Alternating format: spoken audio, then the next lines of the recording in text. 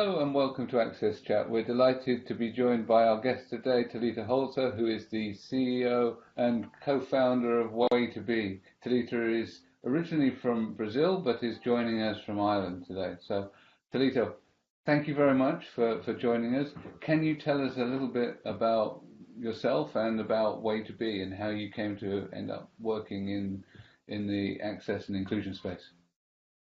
Course. Well, first, thanks for having me. I'm delighted to be here. I'm a big fan of the show. And yeah, so I've been working with waytoB for since the end of 2014. It started as a student project. So my colleague Robbie and I, we were doing this. So like you said, I'm originally from Brazil, but I was doing 1 year here in Trinity College. And as part of the engineering program, we were doing a module or a subject called Innovation in Product Development. So, and basically that's when we started this project, which at the time was just really a student project, to try and help integrate people with intellectual disabilities into society. And in the beginning, it was very, very much about let's try and get a good grade at this, but it quickly became a life mission for the two of us. We had a couple of more people in the group, but they weren't as passionate about it, so they're no longer with us. But Robbie and I really, really saw the problem, and we knew that we had the kind of the skills and simply the opportunity to help and to do something that would change people's lives. So we kept at it. And yeah, so basically it started in September 2014. It was part of the student module, and the module was very focused on teaching user-centered design or human-centered design. So, and this was a new approach for us. We had never actually encountered it before. We were students at the time and engineers, you know how it goes. So we wanted to basically to build stuff, and we didn't really take enough time to talk to the users. And that's what this module really brought for us, and it basically changed the way we see things. So we spent 3 or 4 months really talking to as many people as we could with intellectual disabilities, their family members, teachers, social workers, psychologists, you name it, everyone who was involved, and to try to really understand the problem and try to come up with a solution and with them and co-design that solution so it was actually effective. And I think that consultation and co-creation is a really, really important part of successful design, and certainly does help products to be inclusive. Can you explain a little bit more about actually what it is that you were designing? Yeah, so waytoB is a smartphone and smartwatch app that enables people who are not that comfortable reading maps or orientating themselves on maps or even reading text. So all those things sometimes are a bit complicated for people with intellectual disabilities and for a lot of people who don't have disabilities as well. And we basically wanted to create something that was designed to be inclusive and to help people navigate when they can't use Google Maps or Apple Maps and other solutions like that. So the way it works is the app is divided in two sides. So one is for the navigator, as we call them, so the person who's going to be actually going on journeys, and another one for a partner. So that partner can be a parent, a carer, a friend, a social worker, whoever you want, that will add the routes for you. So the way it works on waytoB is the routes are much more detailed than they would be on, for example, Google Maps. So we actually need to know exactly, it needs the location accuracy needs to be like meter level accuracy. So we need to know if you're on the right footpath or on the left footpath. We need to know where the crossings are to tell you exactly where to cross. We need to know in which bus stop you are, so we need to know in which side of the road you are. So all those things need to be basically tailored by a partner. And that also gives them the flexibility to tailor the routes the way they think it's safe and it's easier for the individual. So if the person thinks it's easier to go on a longer route, but that makes more sense to them because maybe they're familiar with that route, or maybe it's just safer, there's less traffic. So then the partner can tailor their route in a way that the individual is going to follow that safe, trusted route and not whatever an app just told you to do because it's quicker, for example. So yeah, so the partner adds the routes, and that's remotely added to the individual. So they don't need to be together. It will automatically add it on the other device. And then the person can choose a route from a list of those pre-added routes. And they're text-based, picture-based, and audio-based. So basically we try to cover everything there. So if you need to, if you want to use the app and maybe you can't read or you're not comfortable reading, or maybe you have a visual impairment, you can use the audio. So then you can basically choose a route. It's going to say, for example, from home to work. And then the route begins and it starts telling you where to go on your smartwatch. So on the watch, it's very simple icon-based instructions to the user. So for example, to turn is simply an arrow, and it's based on where the user is facing. So if I'm facing this way and I need to keep going, the arrow is going to show that way. But if I'm facing this way, the arrow is actually going to show that way. So it's not like other mainstream solutions that are not based on where you're facing. You have to actually read a map, understand where you came from, and then you need to turn left.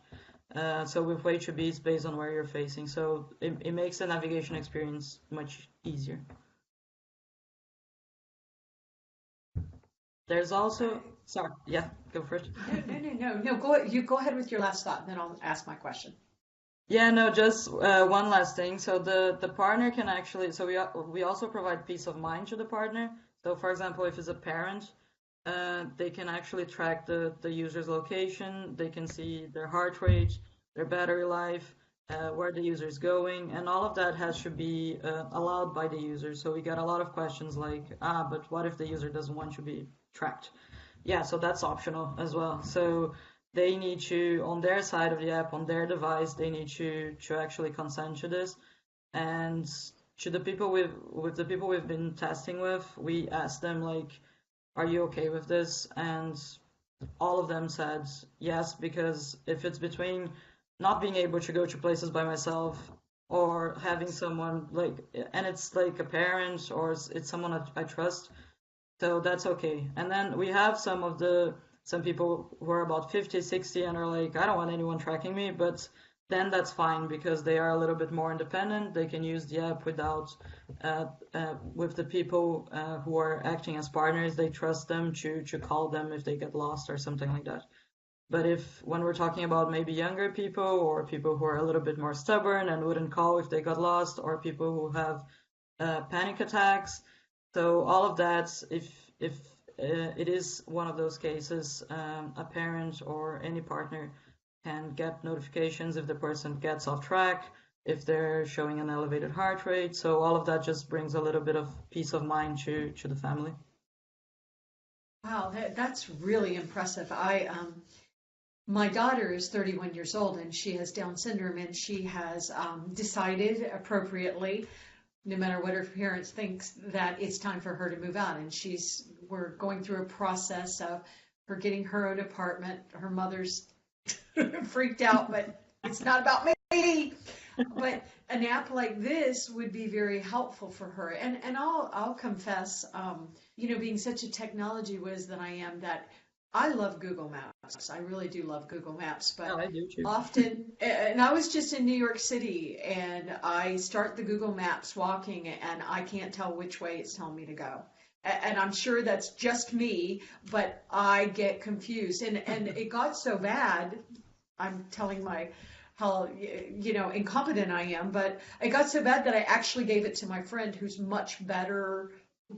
I don't know. She just seems to know which direction to go in, but you're not alone. It does. Okay, because it's ridiculous how much I struggle with this.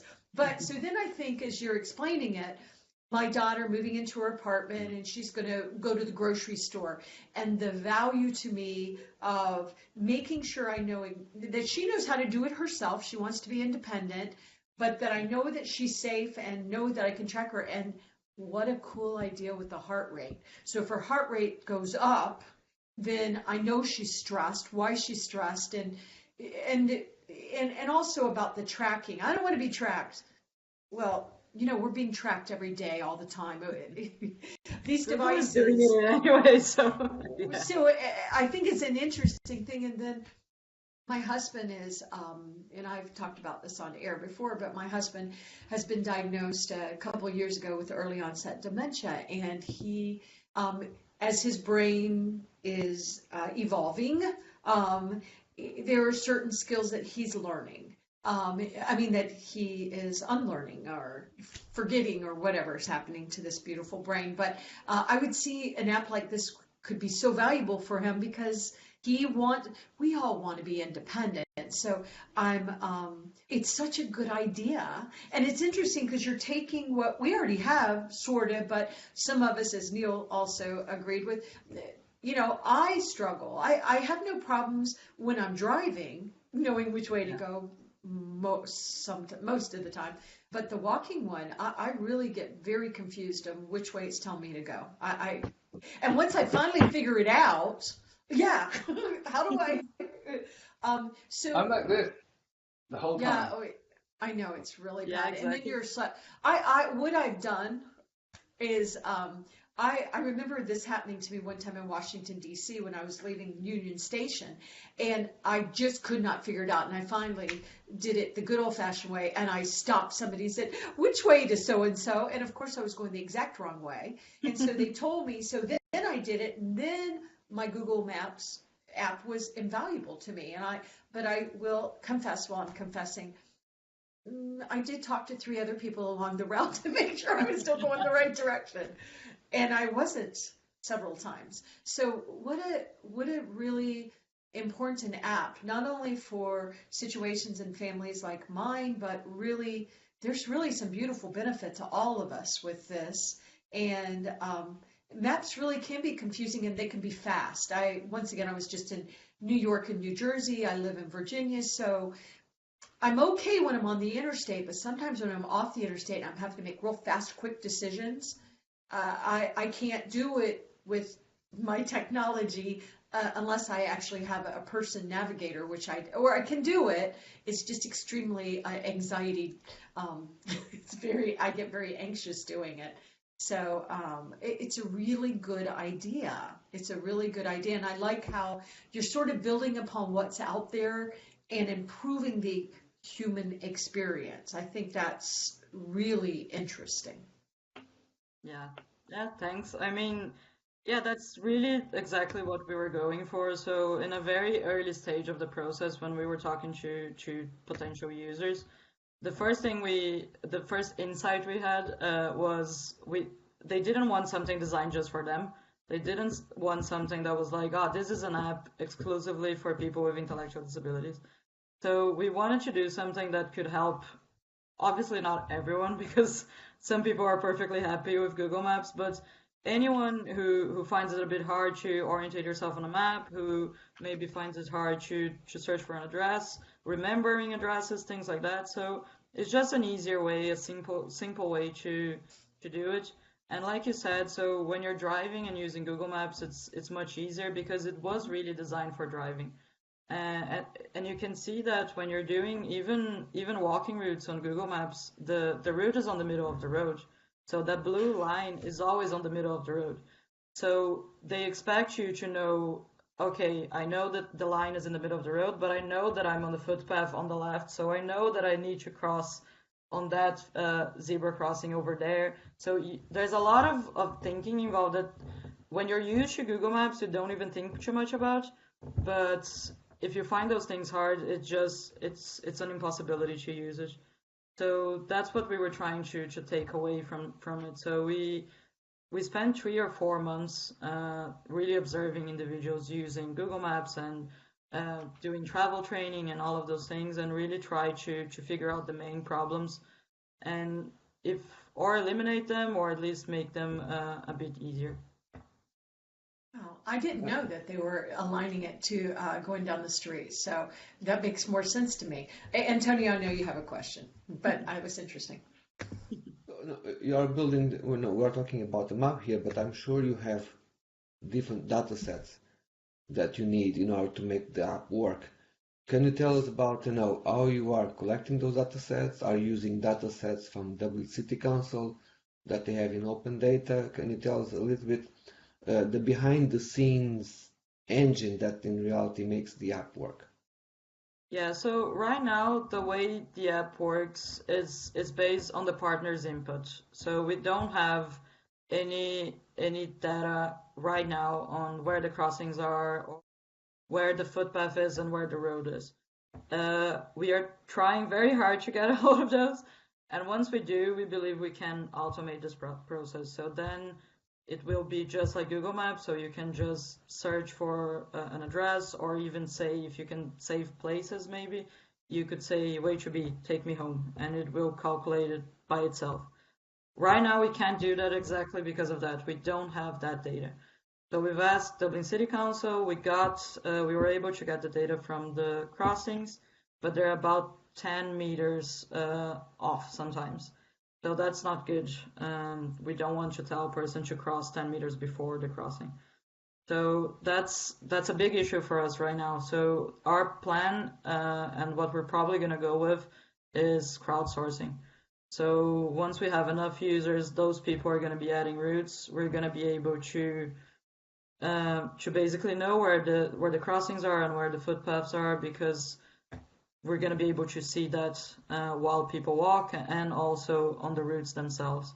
So then we're going to have basically that data set, and we're going to be able to automate this. And this is a plan for 2, maybe 3 years time.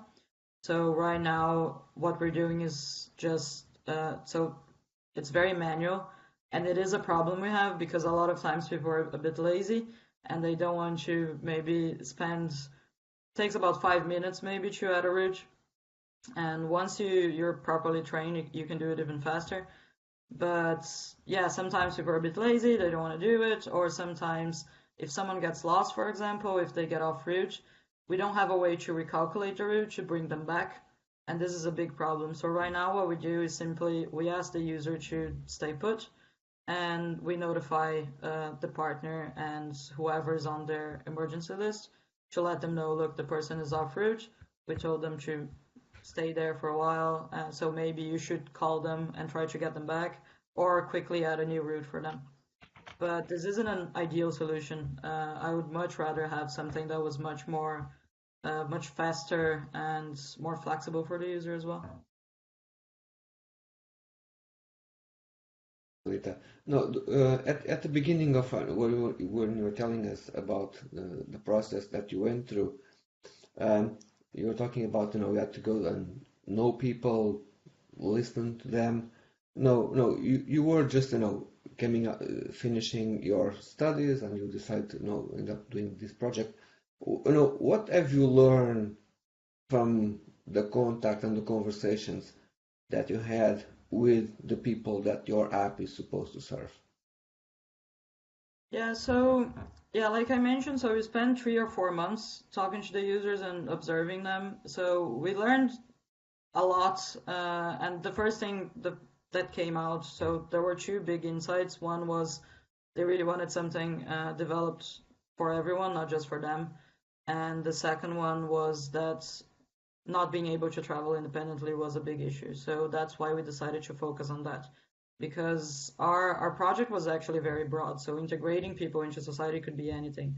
We thought about social media, we thought about dating apps, we thought about loads of things. But in the end, what was the biggest barrier that we found was really independent navigation. And then, so we found a lot of things. One that I remember that I was surprised was a lot of the family members would kind of underestimate the person's ability, and a lot of the people themselves with the intellectual disability, they would sometimes overestimate their ability. So that's why we thought observing them while using Google Maps or being travel trained or going on routes that they actually did know. So those things are very important for us because when just talking to people is not really enough. When we talk to parents, they would say, "Oh, they can't go anywhere. I have to take them everywhere." When we talk to them, they were like, "Oh yeah, I have Google Maps on my phone. It's great. I love it. I use it every day." And then when you go like, "Okay, so can you search for an address?" Then they maybe would search for home, and there wasn't anything there. Google doesn't know where your home is unless you actually tell them where your home is. So so that was kind of, we learned that observing and actually kind of immersing yourself in the process is very important to understand the user. So that those were like a few of the insights we had in the beginning. Also more in relation to independent navigation. So the reading of maps was a problem. Um, Parents being overprotective. Sorry, Deborah, if that's your case, but I think it happened. No, it's true. It's true. And it makes sense. Like I think most parents are overprotective, and you would be. But then that's why we decided to add that extra layer of peace of mind to really give that peace of mind to parents so they can let go a little bit. Yeah, those are just a few things that we learned at the time, and we keep learning. So we are really immersed in a co-design process. So we have about 20 testers now in Ireland, and we're expanding to the UK this month. And the way we do things is we try to keep talking to people every couple of weeks. So it could be a phone call, it could be in person. Sometimes they just send us an email with a form that we have just to get some feedback. But we like to do it in person because then we can actually show them, oh, look, we have this idea, and they have loads of ideas. So it's really like a process that we can design things together. And that's really what added value to waytoB. We know other companies that are trying to solve the same problem, and we see that there wasn't any involvement of the user in the design process. Like it's heavily text-based. It's a bunch of information all together. Like it's hard to use for anyone. So yeah, so I guess that's what added value to our solution.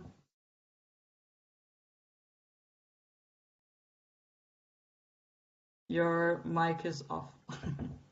Thank you very much. You know, I try not to be overly protective. I try really, but I always said to both of my kids, they probably found me extremely annoying, that I don't care what you do with your hair. I want you to make as many decisions as you want to make, but when it comes to safety issues, I just am really funny about safety issues. And so that they had to hear that lecture from me, and they, I'm sure, got very annoyed. And I'm trying so hard to get out of my own way, but it is hard for our parents. But for us parents, at least for me. But I'm just wondering, because it's such a good idea, and you're taking the richness of the Google Maps and all the wonderful, amazing data that Google has put out there, and others, but Google probably the most. Have you thought about, working with Google and seeing what y'all could do together? Because I know Google's very committed to including our community, really including the community of people with disabilities. But I'm just wondering if especially because you're doing it in such a clever way, with considering how we all consume data. So Neil and I are giving our personal experiences, and I'll just pick on Neil. Neil is one of the brightest minds we have in the world in this space. I mean, Atos is lucky to have both Neil and Antonio. I mean, they're really lucky. Sorry, but Atos is. So Neil's like, his brain is interesting because he's going to get turned around using Google Maps when he's walking, just like I am as well. So that means if just the two of us are, it goes on and on. But I just wonder if conversations with Google have happened, or if there's an opportunity there. I was just curious what you're thinking for the future.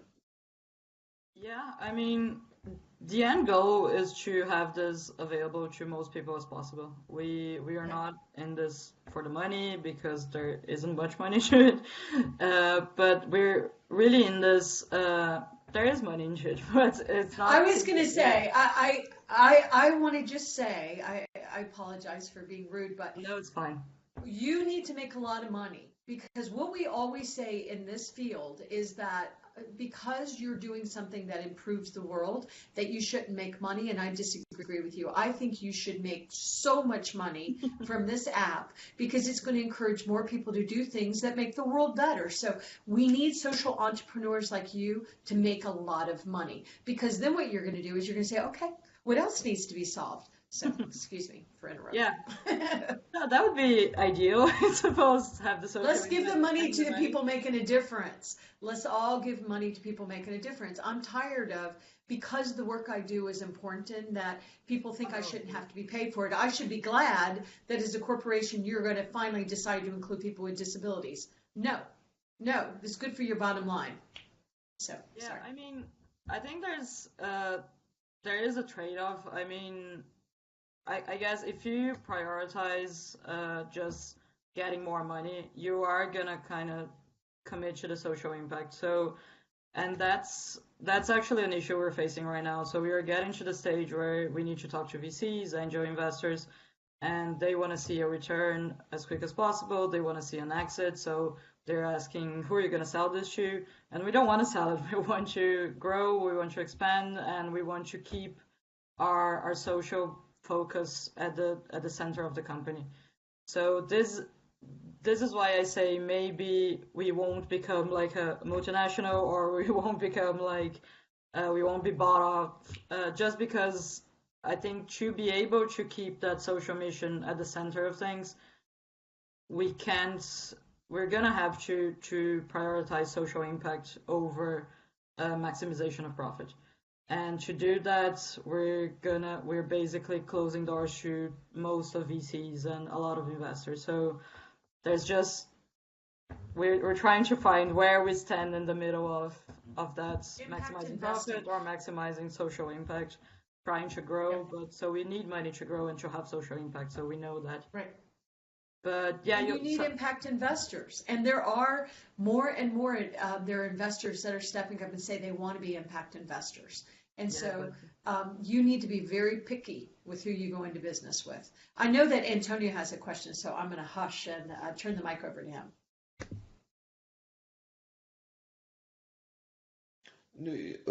I also know that in the last couple of months you have been working closely with the community, and in Dublin people are passionate about accessibility, about inclusion, and you were in an event just a few days ago.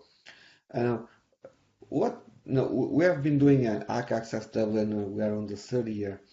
What I would like to ask is, what have you seen changing in Dublin in relation to the awareness about including and developing solutions for people with disabilities, and in fact talking with them more often to know what their needs are? Yeah, I think there is a great community here in Dublin and in Ireland in general to really make accessibility something very important when developing new products, new services, and just making the city more accessible as well. So you, Antonio, and David Pollard, there's Sarah Boland, the guys from Enable Ireland and Disability Federation Ireland, they're all doing amazing work. And I think it is changing, and proof of that is on Hack Access Dublin. Now Dublin City Council is supporting it, and just bringing those new ideas from the hackathon to make the city more accessible, and then the city actually supporting those ideas on test beds. That is going to make a huge difference, because I think that's the main problem with hackathons and things like that. You have loads of people who want to innovate, who want to help, who want to make the world a better place, and then you get to a point, there's no funding, there's no help, and you don't know where to go. So I think that's proof that Dublin is getting better. I'm not sure if I see that as much in companies, but maybe it's just because I'm not in direct contact with them. There was a lot of interest in the event you mentioned, so it was about accessibility in UX design. So that's something that I do a lot in waytoB, is the user experience design. It's a lot of what we do and what we advocate for. So yeah, we organized that event with David Pollard, with the Ladies at UX group, which is also about diversity, but for gender diversity. And we had a great turnout. I wasn't expecting so many people, and that was amazing because most of the people there were not related to anything about disability, about accessibility. They were just UX designers who maybe read the event and were like, oh, why am I not doing this? Like, what's the first step? And that's exactly what we wanted with the event, to provide them with the first few steps, educate them about, look, it's not just about doing the right thing, it's also about your bottom line. It's also like, bring this back to your company, show to your company that if you involve users with disabilities since the very beginning of the design process, it's going to make it better. Your product is going to be better. It's going to be more usable for everyone. When you design something that everyone can use, it's just better, and it's just common sense. And everyone, I got the feeling that everyone in the room agreed with that, and they were starting to asking a lot of questions. It was great, and questions that we weren't expecting. So some people raised their hands and they were like, I'm a bit scared to talk to people with disabilities because I'm scared of making like the wrong comment or something like that. And I thought that was very brave to ask, because a lot of people could say, look, people with disabilities are just people, just talk to them. But we were very open, and we had Gary Kearney, which is a radio presenter here in Ireland, and he has an acquired brain injury, and he took the question and he said, look, we're just like everyone else. Of course, you have to know not to say offensive things. Don't go saying offensive things which are common sense, but come and talk to us, and that's how you learn that we're just like everybody else. If you don't talk to us, you'll never find out. And then he joked, we don't bite unless you want to, and her face went red. It was very funny. But yeah, I think Dublin is changing a lot. I think it's a community that's really open to learning new things. To see ladies at UX engaging on accessibility. I held a session for ladies at UX London 2 years ago, and again we had a really good turnout, and people were really very curious to learn more. There wasn't any sort of reticence to learn. Everyone was there because they wanted to be there, and they wanted to really know what they could do and how they can improve their design. So absolutely a worthwhile endeavour to engage with these groups and sort of cross-pollinate. I think it's really something that I'd welcome doing again. I also think that as someone that's been in the field for a long time, the difference to an organisation in terms of what it costs to do the thinking up front and deliver the inclusion from inception is tiny.